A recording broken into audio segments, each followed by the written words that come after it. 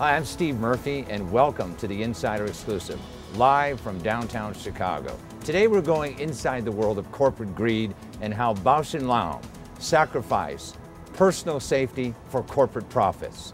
You will see the true story of Elizabeth Poole and how she was blinded by ReNu contact lens solution and how the law firm of Wexler Wallace sought and received justice for her. Stay tuned.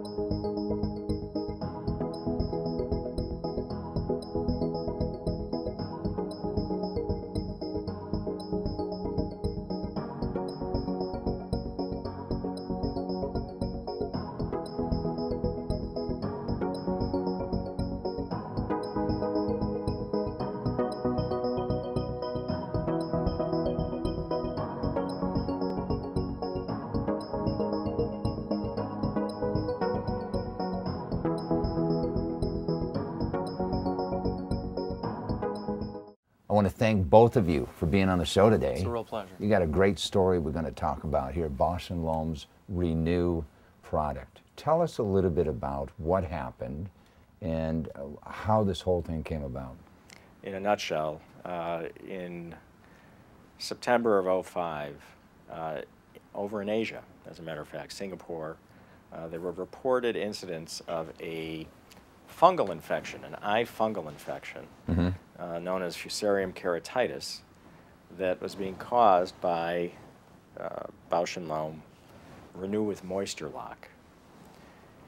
So people were putting it in their eye, yep, and they were getting infections. Well, that's an interesting thing that you just said, because it's not an infection. A lot of times it was treated as an infection, but it wasn't an infection. It's a fungus. So just briefly what the history is, in February of '06, it was taken off the market in Hong Kong and Singapore, but Bausch Lomb continued to sell the product here in the United States all the way till April. Yeah, when I read that, basically they had a responsibility, Bausch Lomb had a responsibility to notify U.S. regulators, correct? And pull it off the market totally, correct? Absolutely. And they chose not to do that. That's right. That's a major allegation. But this is totally off the market right now. It's not on the market at all. But let me go back. This is a good opportunity. When you say it's when you first said it was an infection, a lot of people went to their eye doctors who diagnosed it as an infection because it had all the symptoms of an infection, and it would be treated as an infection. However, the fungus would never really go away, and it would come back with a vengeance, and we're like a cancer, and then the treatment gets... And literally it's a fungus that would eat at the eye. And while it's being treated as an infection, and Bausch Lomb is not telling anyone that there's really a problem, there are literally thousands of consumers around the country every day waking up, you know, September, October, November, December, January, February, putting the solution in their eye, all the while Bausch Lomb knows that there's a problem and does nothing.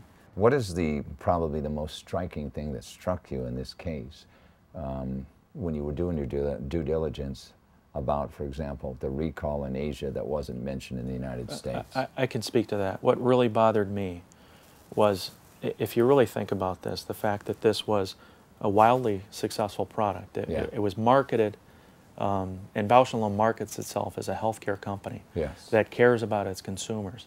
Yet for many, many months, think about what went on before the recall. Thanksgiving occurred, Christmas occurred, New Year's occurred.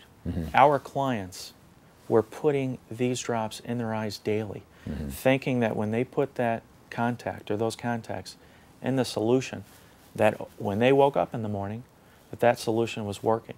When in fact, Bausch Lomb knew that it wasn't. To me, that's just reprehensible behavior. It's not just that it wasn't working, but it was causing a fungus, this Fusarium keratitis, which, as you will see from Mrs. Poole, Yes. who lost her eye, I mean, this is serious. This is your eyesight. We have with us today Elizabeth Poole, Yes. who was one of the victims. She lost the sight in one eye because of the use of this product, Bausch Lomb's ReNu product. And we're going to have her on right now.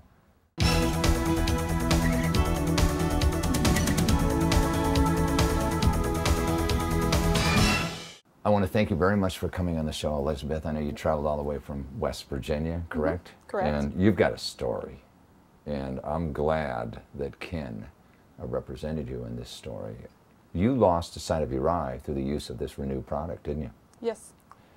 Tell us a little bit about your total experience with using the product, when you noticed what happened, and the treatment that you went through. Okay. I began using ReNu probably November, December of '04. Because you wore contact lens. Correct. I had used Bausch Lomb products forever. So And you thought that Bausch Lomb was a great company. Yes. You trusted them. Yes. Okay. Yes, very much so. In April of '05, I developed irritation in my left eye. And I had worked for an ophthalmologist, and I was familiar with, it's called pink eye, that's not the medical term for it. But conjunctivitis. Yes, conjunctivitis. I'd had that before, and that's actually what it felt like. So I took the contacts out, and as the weeks went on, it didn't get any better. It just continually got worse. About a week later, I made an appointment with the ophthalmologist. They diagnosed it and they treated. Mm-hmm. And when they treated it, they found that there was something underlying that infection. He wasn't for sure what it was, so he had to do a culture. Had you stopped using the Yes, drops? I had stopped using contacts altogether. Okay. So by the time the culture came back, they diagnosed it as fusarium. And fusarium is very rare. And he tells me that it is not curable. They have no known treatment for it. There is a eye drop that they use, but they don't know that it will cure it. So from that point, they put me on an eye drop, which I was using every half hour. I had to put the eye drop in. They did do a corneal transplant on me. What happened is the corneal transplant did not get all of the fusarium. Mm-hmm. So when that happened, at that point, I had to start getting the injections. Injections? Injections. With a needle? With a needle, In yes. your eye? In my eye, yes. How Every often? week. Once a week? Every Wednesday. And it just wasn't working. So when they sent me to UVA, I saw the specialist down there. I saw a retina specialist plus a corneal specialist. So they decided that what they needed to do was another corneal transplant. They had to take the cornea off that the ophthalmologist in Princeton had put on. Mm-hmm. They had to take it off, and then they had to do what's called a keroplasty, where they put a fake cornea on so they can get to the back of the eye. So probably within 2 weeks after they put the cornea on, my retina detached due to all of the trauma, all of the injections, everything that was done to try to eradicate the infection. And this was over now, what period of time? From April of '05 to September of '05. It just disintegrated. The retina itself just fell apart. So there was nothing they could do. So the next day when we went in, he told me that there was no hope, that the vision was gone. If you could say something to Bausch Lomb today, what would you say to them? They should have acted a lot quicker than what they did. When they found out that there was a problem with their product, they should have acted a lot quicker.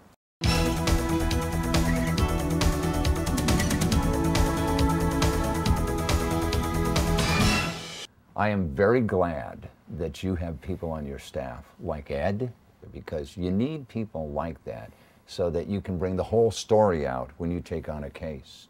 What is your website? Please hand it out. It's www.wexlerwallace.com. And the best telephone number for someone to get a hold of you? 312-346-2222.